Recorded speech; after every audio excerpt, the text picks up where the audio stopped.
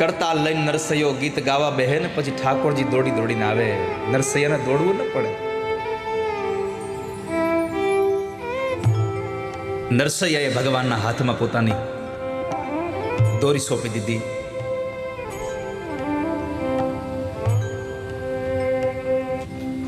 કાગળ વિના પેનમાં લખી હુંડી અને ઈ સ્વીકારી ભગવાન દ્વારિકાધીશે. કાગળ નહોતો, પેન નહોતી, અને તોય ₹700ની હુંડી લખી એ દ્વારિકાનાથે સ્વીકારી. કેમ? એને એક જ વાક્ય કીધું, મારે એક તમારો આધાર રે શામળા ગીરધારી. મારે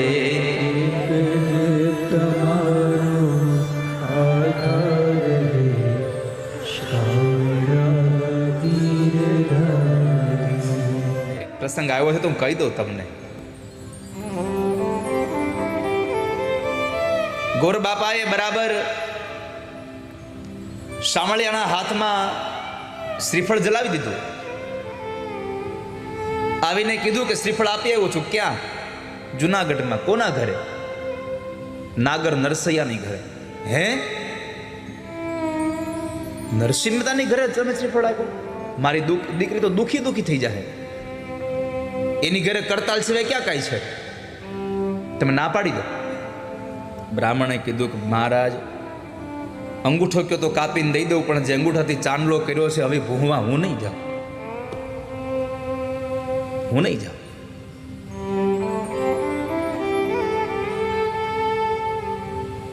દીકરીના બાપે કીધું એક કામ કરો, તમે ના પાડવા ન જાઓ તો કઈ નહીં, એક ચિઠ્ઠી તો મારી દઈ આવો. આ ચિઠ્ઠી દઈ આવો, લાવો. વેવાઈએ ચિઠ્ઠી લખી દીધી.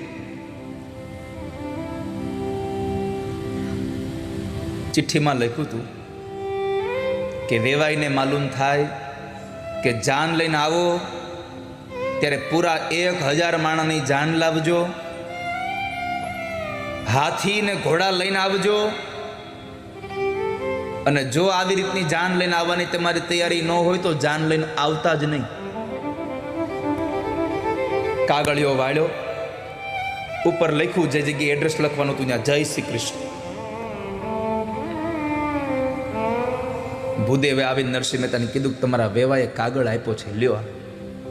કાગળ આમ જોયો, ઉપર લખ્યું હતું જય શ્રી કૃષ્ણ. એ કે આમાં એડ્રેસ આપણું ક્યાં છે? આ તો ઓલાનું છે, દઈ દો એને, આ લ્યો.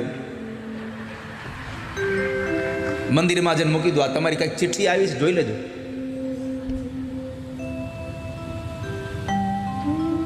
શામળિયાના લગ્ન આવ્યા. 8 દાડા બાકી હતા અને માણેક મહેતે કીધું, હાંભળ્યું મહેતાજી, હવે આ કરતાલ મૂકો ને. કેમ? અરે આપણા શામળિયાના લગ્ન આવ્યા, કેદી છે? 1 અઠવાડિયું બાકી રહ્યું છે. મહેતાજી કે હજી 8 દિવસ બાકી છે. આપણે 8 મહિનાથી ઉપાધિ કરતા હોય, લગ્ન છે, લગ્ન છે. નરસિંહ મહેતા કીધું 8 દાડા બાકી, તો એટલી બધી ઉતાળ શું કરો છો?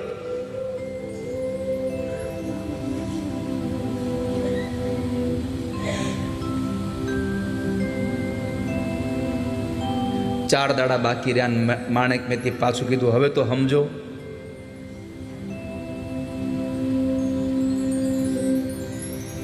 હવે 4 જ દાડા બાકી રહ્યા છે.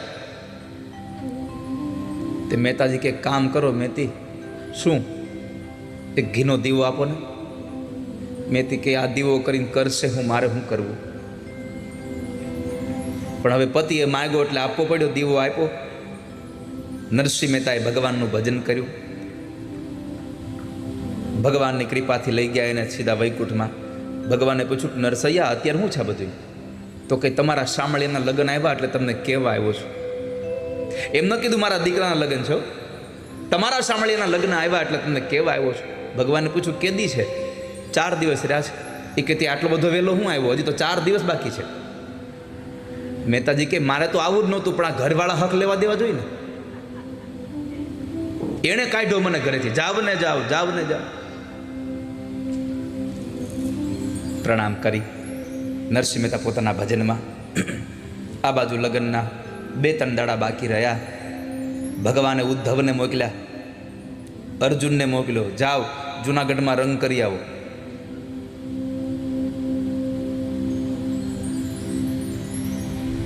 આખા જુનાગઢને રંગોળ્યું. ઉદ્ધવને કીધું જાઓ હારા હારા ભાત ભાતના પકવાન બનાવો. ઉદ્ધવ કે પ્રભુ મેં કોઈ દી કડછો પકડ્યો નથી હાથમાં, હું તો તૈયાર થાળી ઉપર ગયો જ્યારે હોઉં ત્યારે.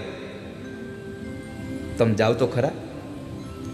ભગવાને ઉદ્ધવને મોકલ્યા રસોઈ બનાવવા માટે. આવીને માણેક નરસિંહ મહેતાનો દરવાજો ખટખટાયો. ખડકી હતી ફાકળવાળી. હવે તો ડોરબેલ આવી ગયા, અને એમાં કેટલી સિસ્ટમ આવી ગઈ. અંદરથી પાછું બેલ બંધ હોત થઈ જાય.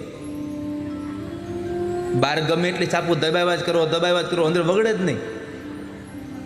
અને પછી આપણે એને કંઈક તમારી ઘરે આવ્યા, બેલ બહુ માર્યા, અરે વાગ્યો નથી, એમ ઘરમાં જતા.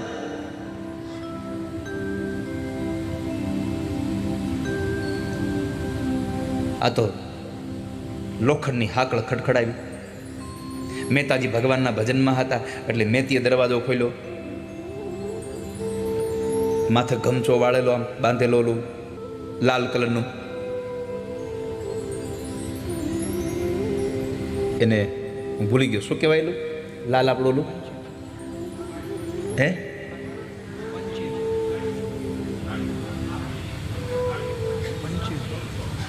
ગમચો જ કહેવાય ને કઈ લાલ ફાળ્યું જે કહેવાતું હોય.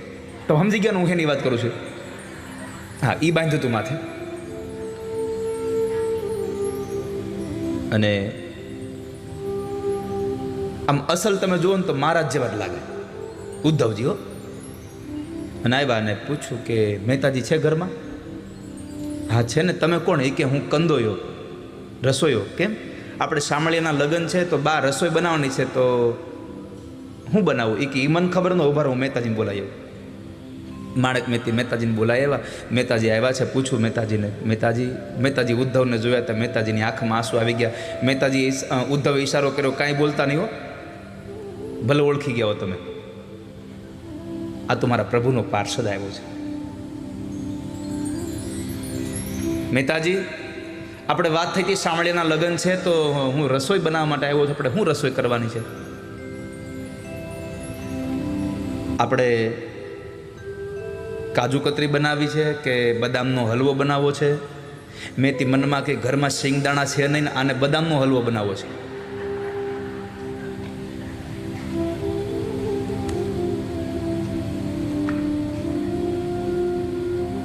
એટલે મહેતાજી કીધું કે તમારે જે બનાવો તો બનાવો, કાંઈ વાંધો નહીં, આપણે પૈસા ક્યાં દેવાના જ છે.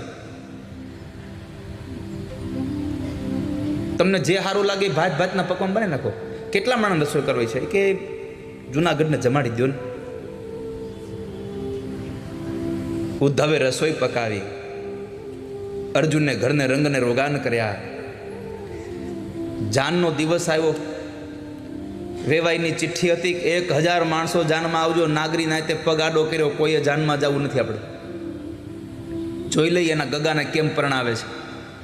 યાદ રાખજો, તમે કોઈ જાનમાં નહીં જાઓ ને તો જેનો છોકરો પરણવાનો છે ને એ પરણી જ જાહે. તમારા વગરનો કાંઈ એમ નહીં કે હું માંડવે નહીં જાઉં. હગો બાપ નો આવે તો દીકરો કે ભાઈ હું માંડ મેળ આવ્યો છું, પરણી લેવા દો. કોઈ ના નહીં પાડે. બાપુજી કહે કે આ ઘોડું છે ને પછાડશે. એ કે કાંઈ વાંધો નહીં, ઊભા થઈ જાવ, પણ જવા દો ઘોડામાંથી.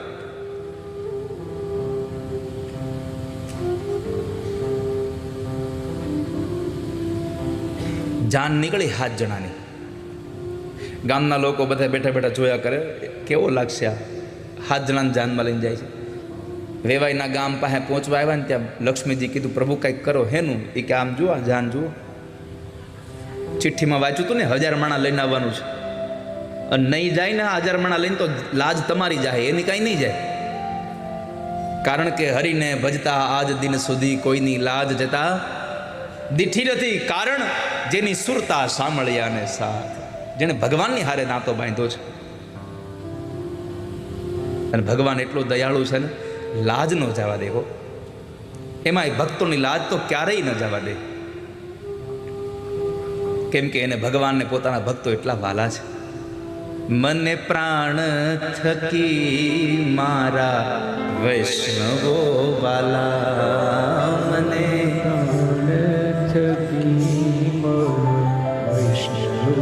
મેં કાલે જ કીધું ને, આ બધું આ અચાનક જ્યારે આવા પેલા દિવસોમાં બધું યાદ આવવા માંડે, સમજવાનું કાંઈક નવું છે. ને તો આ બધું હાથમાં દીનું છે, 5મા દાડાનું છે બધું. ભગવાનને એના ભક્તો એ બહુ વાલા છે, અને ભગવાનને ગમે છે. શું કામ ભક્તો ખબર છે? નિત કરતા શ્રીનાથજીને કાલા રે વાલા, કરતા શ્રીનાથજીને કાલા રે વાલા. ભગવાનને એના ભક્તો નિત્ય કાલાવાલા કરે છે, નિત્યને ગમે છે. એટલે પરમાત્મા પોતાની લાજ જવા દે, પણ ભગવાન પોતાના ભક્તોની લાજ ન જવા દે. લક્ષ્મીજી કીધું કંઈક કરો, તે ભગવાન કે હું એકલો જાનમાં તો થોડો સારો લાગે, જાનડીઓ વગરની જાન જ ન સારી લાગે. કે હાલો કે તમે એમ કરો મેકઅપ અને પહેરો સારા કપડા, હાલો. તે ભગવાને આખી જાન સ્વર્ગમાંથી વૈકુંઠમાંથી ઉતાર્યો. વૈકુંઠની દાસ દાસીઓને, લક્ષ્મીજીની દાસ દાસીઓને બધીને જાનડીઓ કરીને તૈયાર કરી. ભગવાનના જેટલા પાર્ષદો હતા બધાને જાનૈયા બનાવ્યા. એ ભાત ભાતના કપડાં પહેરીને નીકળ્યા બધા. હો, વેવાએ લખ્યું હતું ઘોડા અને હાથી લઈને આવજો, એમાં ઊંટ નહોતું લખ્યા, ભગવાન ઊંટ હોટ લઈને ગયા.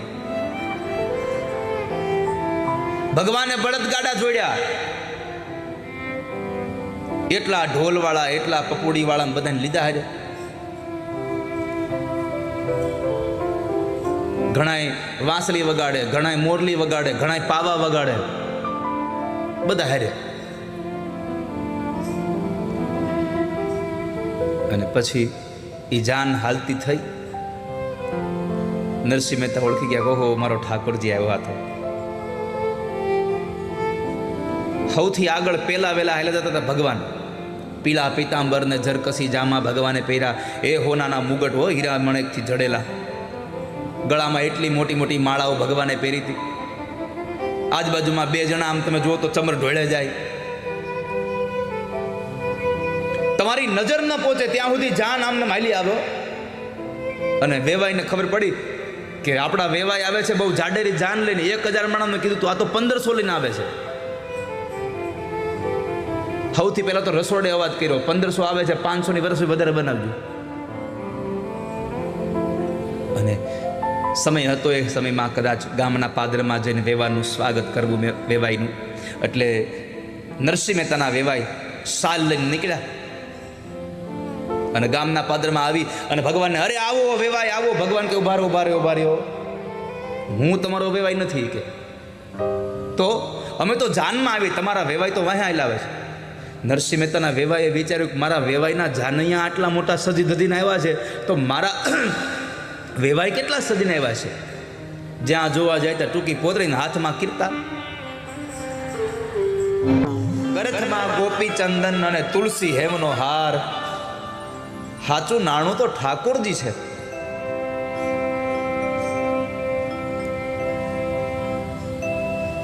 દોલતમાં ઝાંઝને પખાજ.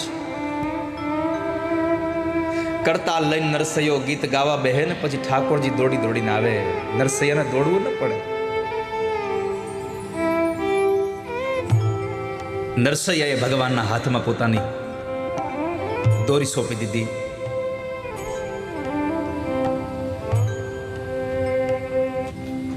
કાગળ વિના પેનમાં લખી હુંડી, અને એ સ્વીકારી ભગવાન દ્વારિકાધીશ છે. કાગળ નહોતો, પેનય નહોતી, અને તોય ₹700ની હુંડી લખી એ દ્વારિકાનાથે સ્વીકારી. કેમ? એને એક જ વાક્ય કીધું, મારે એક તમારો આધાર રે શામળા ગીરધારી. મારે તમારો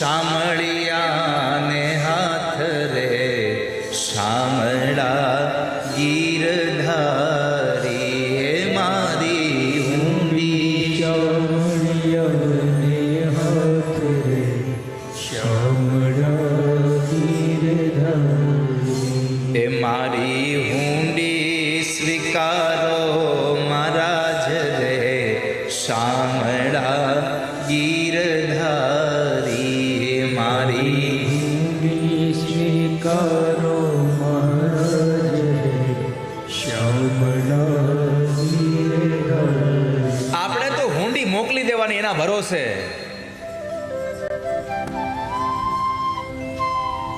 નકર રેવા ઝૂંપડું નહોતું, જમવા જુવાર નહોતી, પહેરવા કપડાં નહોતા. પણ તોય નરસૈયો જુનાગઢમાં બેઠો બેઠો કે ગરથ મારું ગોપી ચંદન વળી તુલસી હે મનોહાર. ગરથ મારું ગોપી ચંદન વળી તુલસી હે મનોહાર. સાચું નાણું મારે સાંભળો. સાચું નાણું જ ભગવાન છે. ભગવાનના ભક્તોએ ભગવાનના નામ સિવાય કઈ માન્યું જ નથી કે મારું છે. બસ પ્રભુનું નામ આપણું છે. આપણે તો આપણો મનોરથ ઠાકોરજીને અર્પણ કરી દઈએ. ઠાકોરજી મારો આ મનોરથ છે. સાચું નાણું મારે સાંભળો. સાચું નાણું સાંભળો. એ મારી દોલતમાં જાજને પખાજલે શામળા ગીરધારી. મારી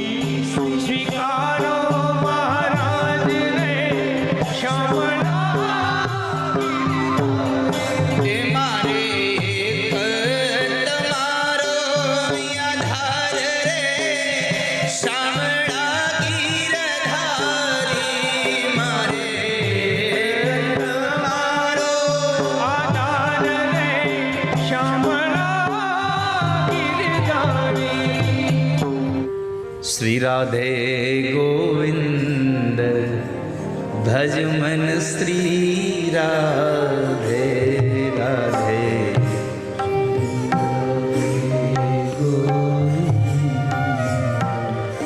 ભજ મન શ્રી